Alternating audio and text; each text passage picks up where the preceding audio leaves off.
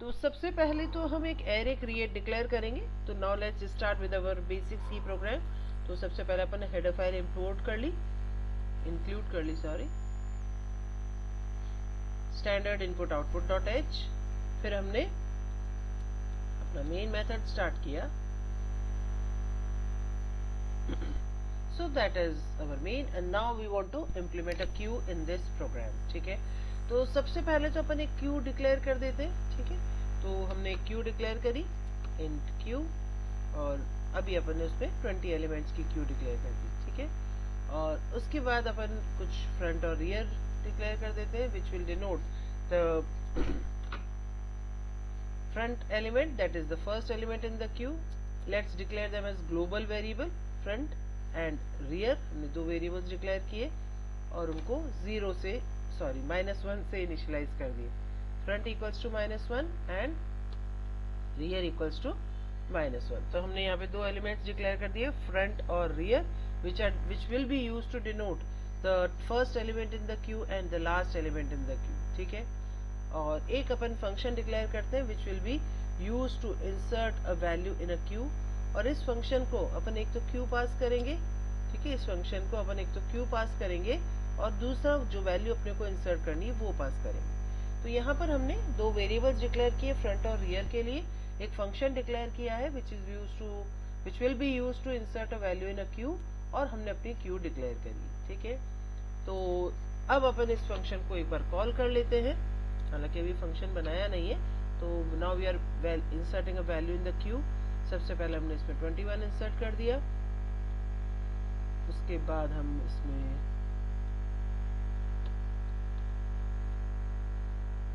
कुछ भी values insert करते हैं। तो इस तरह से हमने अपनी क्यू में कुछ वैल्यूज इंसर्ट कर दी।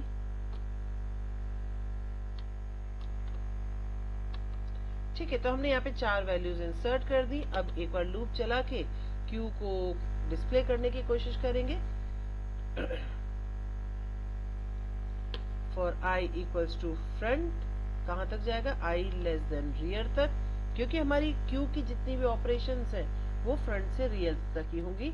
और यहाँ पर अपन अपनी क्यू को प्रिंट करवाएंगे। ठीक है, अब यहाँ पर अपन अपनी क्यू को प्रिंट करवाएंगे, दैट इज %d,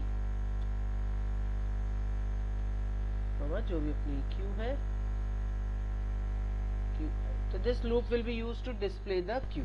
ठीक है, तो हम ये मान रहे हैं कि हमने एक इंसर्ट फंक्शन बना लिया विच will B inserting a value in the Q, और उस फंक्शन को यूज करके हमने 4 वैल्यूज इंसर्ट करी है और क्यू को डिस्प्ले कराया है। ठीक है, तो now let's create this function Q. ठीक है, इंसर्शन इन द क्यू। तो now and it is not returning anything, तो वॉइड इंसर्ट क्यू।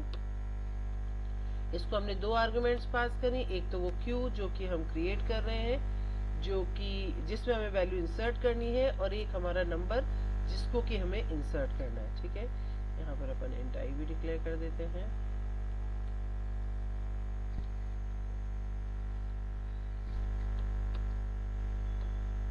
ठीक है, तो अब अपने को इसके अंदर वैल्यू इंसर्ट करनी है, क्यू में नंबर डालना है। तो सबसे पहले तो अपन चेक कर लें कि इफ वही एम्प्टी क्यू की कंडीशन, ओवरफ्लो की कंडीशन चेक कर लेते हैं। इफ फ्रंट इक्वल्स टू 0,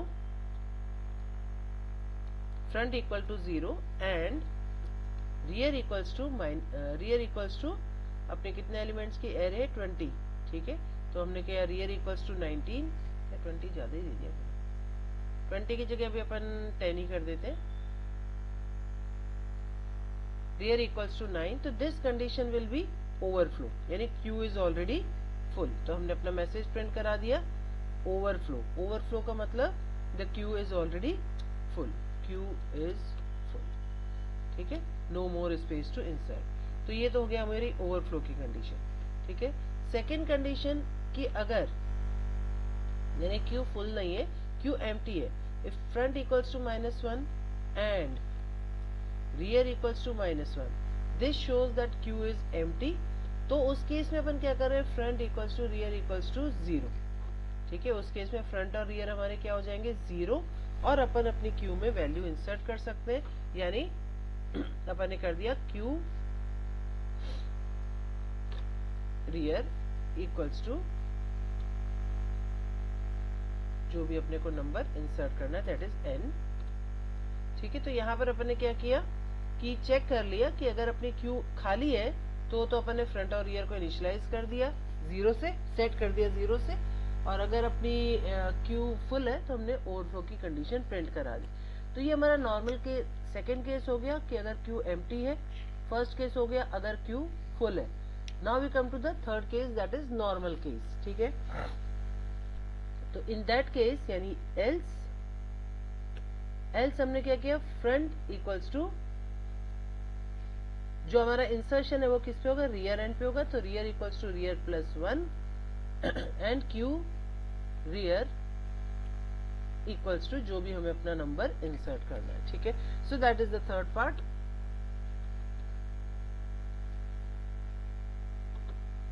ठीक है, इसके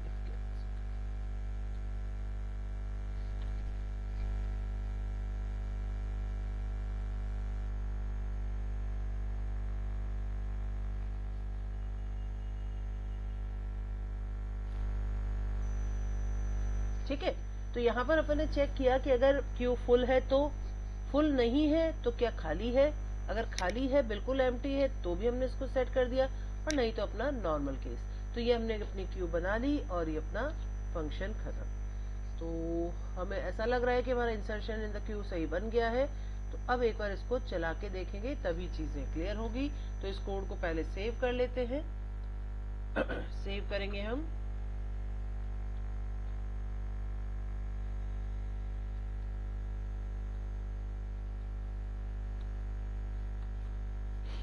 सी सोर्स फाइल, इसको रन करके देखते हैं।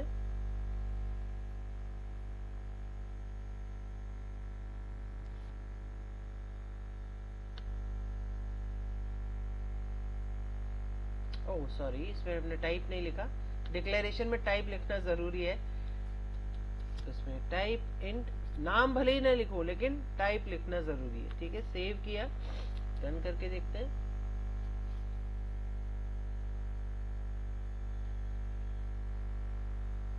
गुड, तो ये अपनी 3 वैल्यूज डिस्प्ले हुई है, 21, 87, 65, 34 क्यों नहीं। अच्छा, rear is denoting the index value, तो it should go till equal. Save किया, अब रन करते हैं।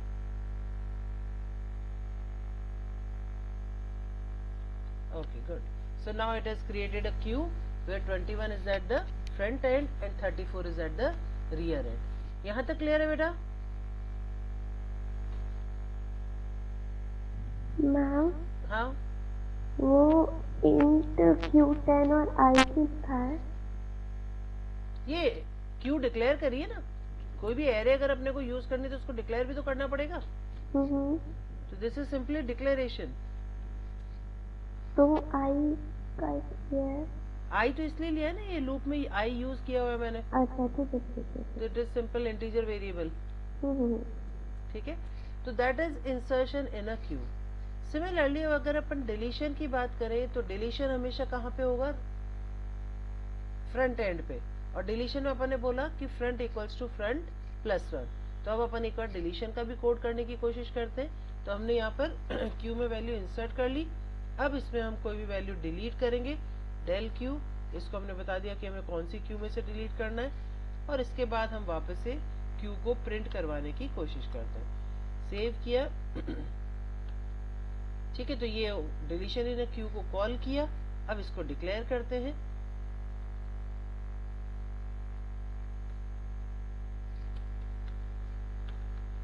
तो यहां पर अपन डिलीशन इन द क्यू, अब डिलीशन में हमें नंबर देने की जरूरत नहीं है, हमने केवल क्यू बताइए कि हमें किस में से डिलीट करना है। डिलीशन इन द क्यू को डिक्लेयर कर दिया, डिलीशन इन द क्यू को कॉल कर लिया। अब एक बार इसको डिफाइन भी कर देते हैं। देखिए, क्यू में से अगर अपने को कोई एलिमेंट डिलीट करना है तो सबसे पहले अपन कंडीशन चेक करेंगे अंडरफ्लो। अंडरफ्लो का मतलब क्या था, when you are trying to delete an element from a queue which is already empty. तो अगर आपकी क्यू ऑलरेडी एम्प्टी है और फिर आप उसमें से कुछ डिलीट कर रहे हो तो दैट इज अंडरफ्लो। तो सबसे पहले तो अपन चेक कर लेते हैं कि क्या हमारी क्यू एम्प्टी है। अगर क्यू एम्प्टी है तो इसका मतलब इट इज अंडरफ्लो। तो यहाँ पर अपन ने पास इफ कंडीशन लिखी हुई है ही सही।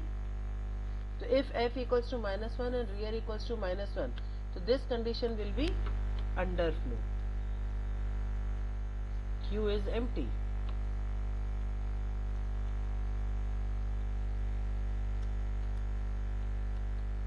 ठीक है, Q ऑलरेडी एम्प्टी है, अब आप उसमें से डिलीट करने की कोशिश कर रहे हो, तो this condition is simply underflow.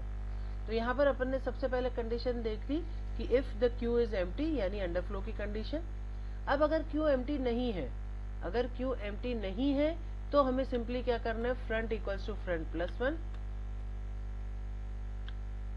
बस. ठीक है, तो that way we can delete an element from the Q. अच्छा, अगर फ्रंट और रियर, इमेजिन करिए, देखिए एक कंडीशन बड़ी अजीब सी बनेगी, जैसे ये आपकी Q है, ठीक है. अब अपन इसमें से कोई भी एलिमेंट डिलीट कर रहे हैं, इसमें से कोई भी एलिमेंट अपन डिलीट कर रहे हैं. अब अपन ने इंसर्ट करते करते अपना रियर यहाँ पे आ चुका है, ठीक है. अब फ्रंट यहाँ पे था, मान लीजिए बीच में कहीं पर. अब अपन डिलीट करते जा रहे हैं, फ्रंट आगे बढ़ता जा रहा है, आगे बढ़ता जा रहा है, आगे बढ़ता जा रहा है, आगे बढ़ता जा रहा है. एक पॉइंट आएगा जब फ्रंट और रियर लास्ट पे भी आ सकते हैं, यानी जब हमारी क्यू में एक ही एलिमेंट है और वो भी 19th पोजीशन पे पड़ा हुआ है, लास्ट पोजीशन पे पड़ा हुआ है, उसको अगर आप डिलीट करोगे तो फिर आपका फ्रंट और रियर वापस से क्या हो जाएगा, -1. ठीक है, तो ये कंडीशन अपन एक और अलग से चेक कर लेते हैं. यानी यहां पर अपन ने चेक कर लिया कि इफ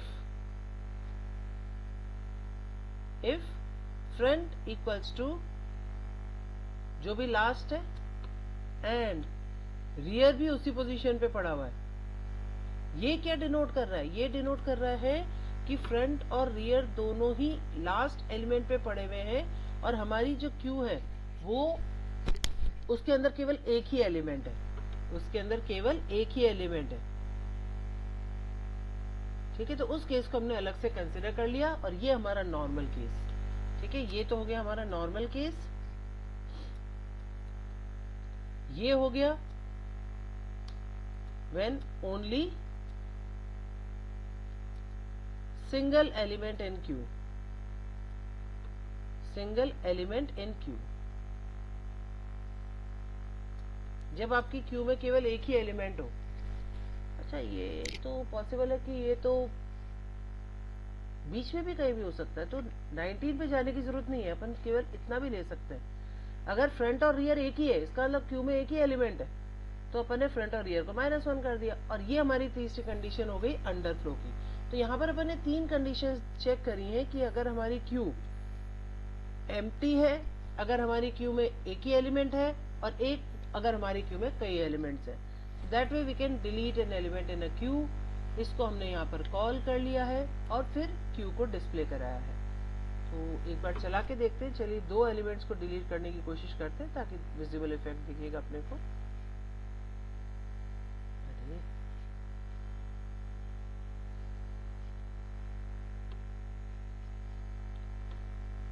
सेव किया, रन करते हैं.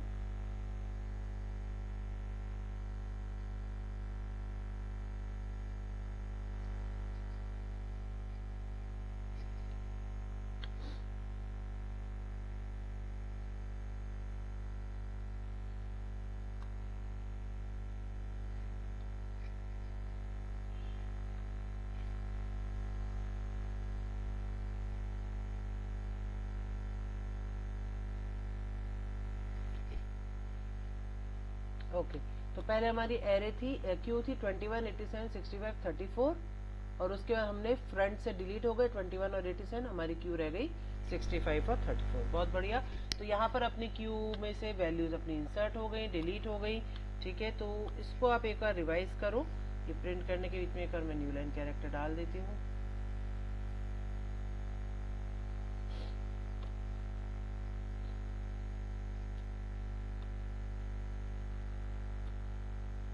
That way we can delete an element from the queue. ठीक है, इसको रन करते हैं.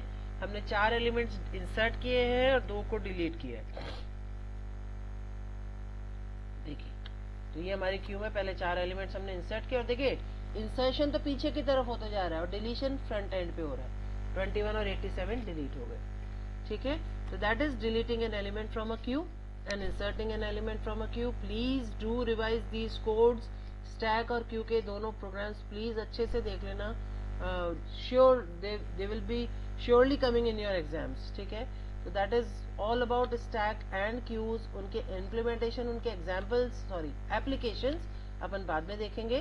तो next turn will start with link list and pointers.